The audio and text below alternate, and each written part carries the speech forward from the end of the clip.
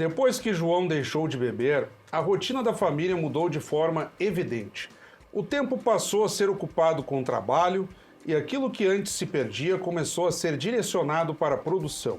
A terra, que até então não rendia como poderia, passou a ser melhor aproveitada.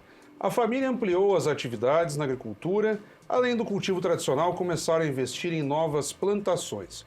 Esses são alguns dos trechos de Libera Vergani D'Ambros, Uma Vida de Coragem, obra recentemente lançada aqui em Caxias do Sul, e já se encontram aqui conosco tanto a autora como a coautora, digamos assim, que é filha dessa matriarca aqui. Então, ao meu lado, a jornalista, minha colega Valquíria Vita, e deixa eu só confirmar aqui, a Solange D'Ambros Mazoc, que é filha dessa matriarca. Uma saudação muito especial a vocês, é uma honra tê-lo conosco aqui.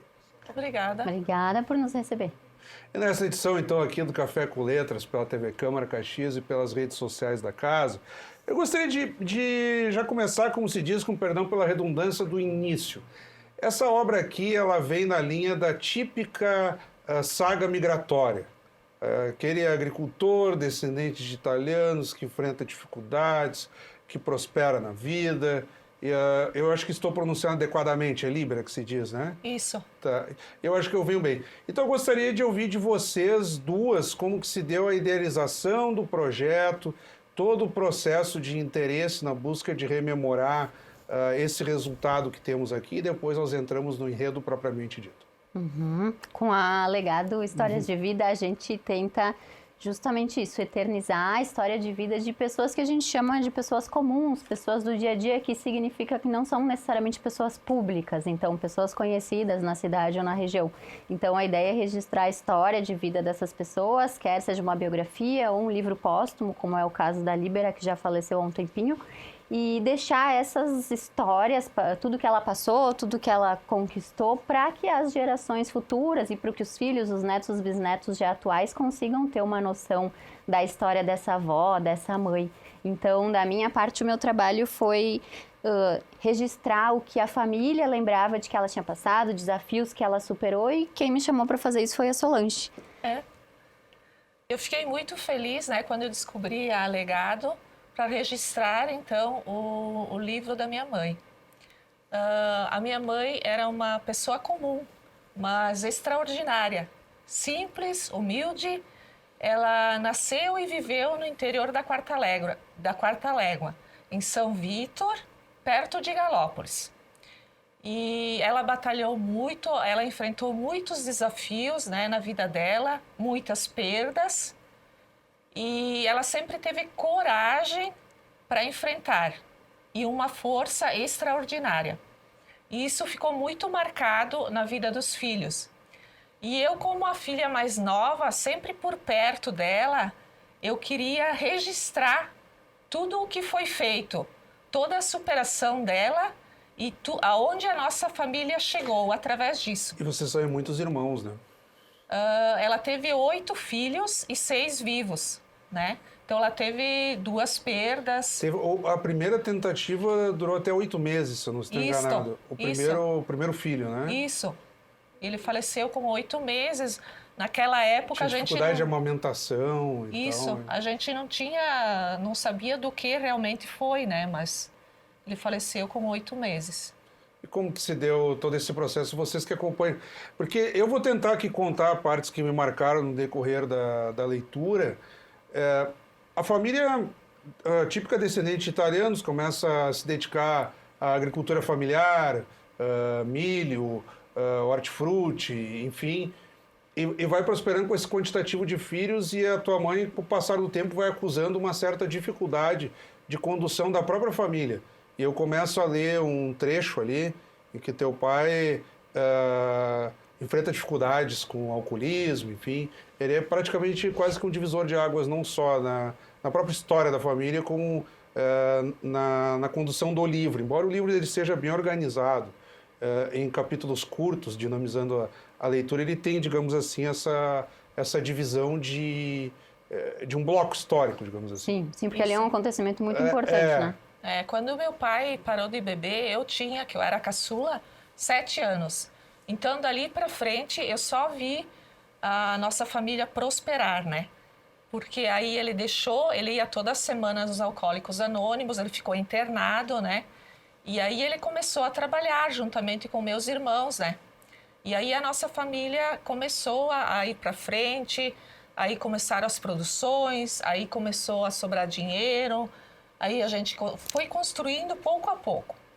E a gente tinha muito na nossa família o estudo, que a minha irmã mais velha, a Maria Helena, sempre enfatizava para nós. Então, eu e a minha irmã, as duas mais novas, a gente pôde estudar e se formar, né? Ainda deu tempo.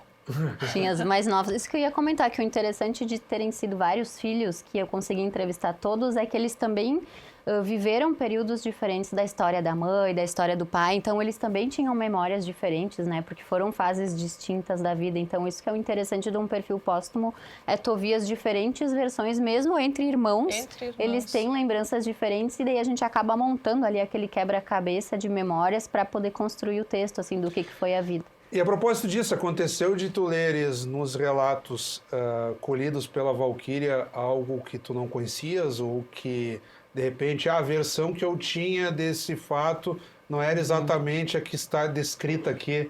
Aí tu foste lá na Valquíria, não foi bem isso que aconteceu. Aí a Valquíria vai dizer, não, mas o teu irmão contou isso aqui. Não aconteceu para mim, porque eu acompanhei a Valquíria em todos os depoimentos. Junto as conversas. Mas aconteceu para o meu irmão mais velho. Aconteceu isso mesmo. Ele falou assim, isso aqui eu não sabia. Pois é, ele falou assim, a gente falou, eu e as minhas irmãs, que muitas vezes a gente era excluído até na roda de amigos, de primos, porque o nosso pai era alcoólatra. Então, as próprias tias diziam, olha, não fica junto com a Solange, porque fica junto com a outra que é melhor, né? E isso a gente sentia na pele. Sim, sofreu um preconceito, assim, ali na comunidade. Um preconceito bem grande, né? Na colônia, principalmente, que todo mundo se conhece, né? E tem aquela história, agora é hora da conversa de adulto. Então eu peguei um pouco disso, assim, tipo, horário para dormir, porque os adultos tinham que conversar na sala e tal, sobretudo quando havia visitas, né? Então, Sim, e muitos vocês não podem escutar. Ficava bem afastado das crianças. E muitos meus entrevistados que contam que acreditavam mesmo na cegonha, assim, porque simplesmente não se falava, né, com as crianças, nem com os adolescentes, como é que os bebês nasciam, enfim. Então era um mundo bem diferente. E até na parte ainda remota do livro, retornando um pouquinho, também é colocado isso como os casais e que se formavam de maneira jovem ainda, em tenra idade, se surpreendiam com o próprio processo de gravidez e de concepção, né? Sim. E é narrado ali, tipo, pô, não sabe se vai ser menino ou menina. Isso aconteceu em todos da minha mãe, mas principalmente quando ela engravidou de gêmeos. De gêmeas. Sim, nem sabia que era gêmeos meninas. Até a hora do nascimento. Então, e o meu pai ainda bebia. Meu pai ainda era alcoólatra. Quando nasceram todos os filhos, ele ainda era. Esse ponto eu achei interessante, porque hoje em dia se discute, claro que tem que sempre se discutir, estamos aqui numa casa legislativa, inclusive, rede de apoio, proteção à mulher, à família, criança e adolescente. E ali numa situação, é interessante que no momento limite, a mulher sempre tem uma liderança familiar também, ainda que num contexto ainda de um patriarcado mais elevado, ela tem uma tendência a tomar uma decisão e recorre a algumas autoridades ali, um delegado de polícia, que basicamente faz esse encaminhamento familiar. Quer dizer. Eles mandavam intimações na época que chegavam em casa. Olha só. E eu lembro disso, né, que o meu pai recebia e ele ficava bravo, mas ficava com medo também. E foram várias vezes, né? A minha mãe recorria a isso, né? Sim. E na última vez ela impôs, né? Ou ela se separava, ou ele se internava. Aí ele resolveu se internar. E dali para frente que foi o divisor de águas, né, da nossa família. E passado isso, como é que funciona daí, do ponto de vista de faixa etária, isso eu não lembro muito bem, como é que é a tua hierarquia etária em relação aos demais irmãos, assim? Tu acompanhaste mais, né? Como? Tu acompanhaste mais da trajetória familiar, digamos assim. Como é que é a tua ascendência de idade em relação aos demais? Os meus irmãos, claro, eles pegaram muito mais história, né, enquanto o meu pai, da primeira parte, né, do meu pai, né. São mais velhos, enquanto que eu tinha 7 anos quando ele parou, né. Tu estás na metade, então, entre mais ou menos. Não, mais ou menos a metade. Então, eles pegaram muito pior a vida deles, muito mais tempo também, né? E não foi fácil para eles, que eles descrevem muita coisa. Quando eu vi o meu irmão mais velho, assim, que ele tem 70 anos, a gente fica bem triste de ver, porque na minha idade, assim, eu não pude ver tudo isso, né? Na minha casa, né? E eles sofreram bem mais. Eles tiveram que sair de casa cedo, procurar trabalho, enquanto que eu pude estudar daí quando chegou a minha vez. Eu pude continuar meus estudos. E essa questão mais delicada da família, que a gente estava falando do alcoolismo, dos problemas do casal, foi uma discussão que a gente teve desde o começo das entrevistas, de vamos colocar isso no livro, né? Porque é uma tiragem limitada, é um livro para a família, mas também ele acaba sendo lido por várias pessoas de fora, né? E expõe uma certa intimidade, Sim. né? Então, foi desde o começo, eu lembro que a gente conversou sobre isso e os filhos concordaram que sim, que teria que ser falado porque faz parte da história, né? A ideia não era escrever uma biografia ali, um romance fantasioso, porque daí não ia nem fazer sentido. É justamente mostrar que a Líbera sempre fez questão de tentar mudar a situação, né? E isso a Solange sempre me falava. Minha mãe sempre sabia que ela podia ter uma vida melhor do que ela estava tendo. Então, isso foi o que a gente deixou bem claro no livro. Por isso que a gente chama de superação ali, assim, né? Algo que nós comentávamos são obras, e nesse caso também se coloca no sentido de materializar de uma maneira mais popular o que de fato é a saga imigratória. Porque uma coisa é ler os livros de história e os grandes nomes que protagonizaram isso. Outras são histórias de, entre aspas, sem desmerecer, anônimos, e que vão materializando isso. E aqui também tem essa ligação da origem italiana, como é que foram os primeiros antepassados da família de vocês, se radicando em solo caxiense, daí tentando construir uma vida. Como que é, evidentemente que tu não vivenciaste tudo isso, mas como que é herdar esse processo todo e o que tu vês lá dos teus antepassados que se materializa, digamos assim, num dar certo, que é a lógica do caxiense, né? Aquela dificuldade, mas dar certo pelo trabalho, pelos valores da religião, da família e por aí afora. E pela superação, né? E a minha mãe sempre foi alicerce da nossa família. E também honrar os nossos antepassados, né? Que eles que vieram e desbravaram tudo, né? E o meu nono, o pai da minha mãe, ele já tinha bastante posses, ele estava bem, né? A vida dele estava toda organizada. Estava bem estabelecido, sim. E aí, a minha mãe casou com o meu pai e tinha esse problema. Que ele não era de uma família de tantas posses, né? Era diferente. Era diferente, isso. Então, a gente pensa assim, né? Tudo que eles passaram lá atrás, né? Toda a força que eles tiveram para a gente hoje, a nossa geração, estar aqui com uma vida melhor, né? Com certeza, a gente pode estudar, a gente pode ter uma vida melhor, então a gente honra e toda a oportunidade que a gente teve até agora. Sim. E como é que vocês verificam também no comparativo com outras famílias de uma trajetória parecida? Nós brincávamos aqui no início, tem que frequentar mais a colônia, conhece a localidade, não conhece, ou vai nas festas, como funciona. Vocês também, nessa convivência de vocês, a Valquíria mais como jornalista, no teu caso, famílias, parentes ou amigos, que daqui a pouco também se encorajem de fazer livros parecidos, mas, como que funciona essa convivência, de modo geral? Com as famílias, eu acho assim que todas as famílias têm o seu valor, né? Todas têm. Cada família tem uma pessoa que foi alicerce. Na nossa foi a nossa mãe, né? Sim. Que aguentou, que se esforçou, que sempre a vida toda dela foi em função dos filhos. E isso no final da vida ela tinha muito orgulho de nós, né?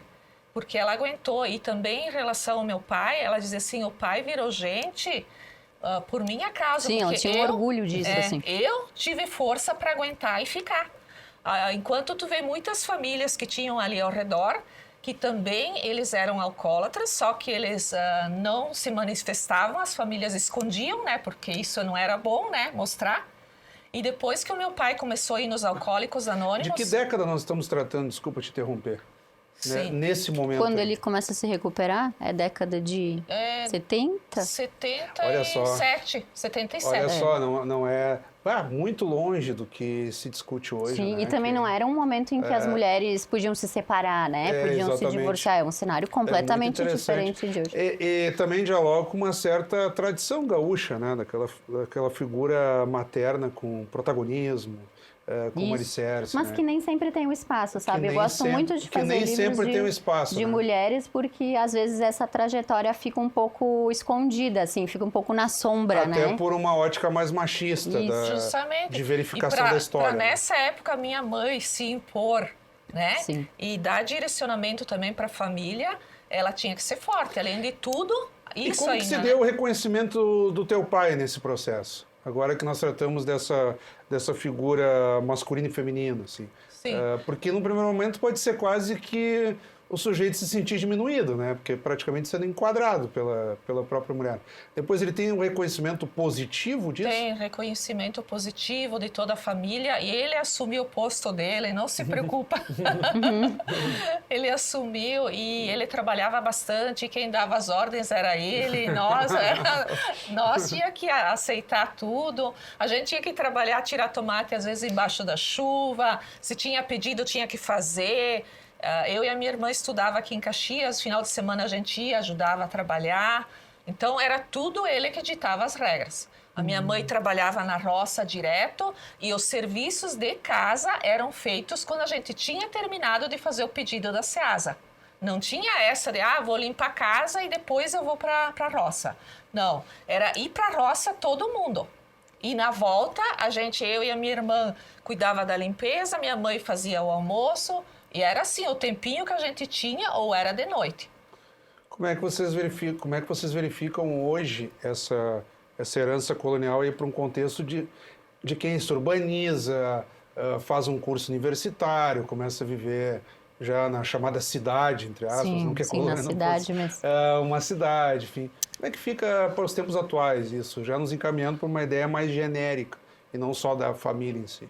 Sim, eu acredito assim que os jovens de hoje, as famílias de hoje, elas não têm tanta força que aquelas famílias tinham, porque não passaram por tantas dificuldades. E a gente só fica forte quando passa pelas dificuldades. Então, eu vejo agora as famílias aqui, os pais, eu também fiz isso com meus filhos fazem com meus netos, a gente tenta dar o melhor possível. Tudo que é bom, a gente tenta dar o melhor. Mas, assim, eles também não crescem tanto, não têm a força que uma família assim tem.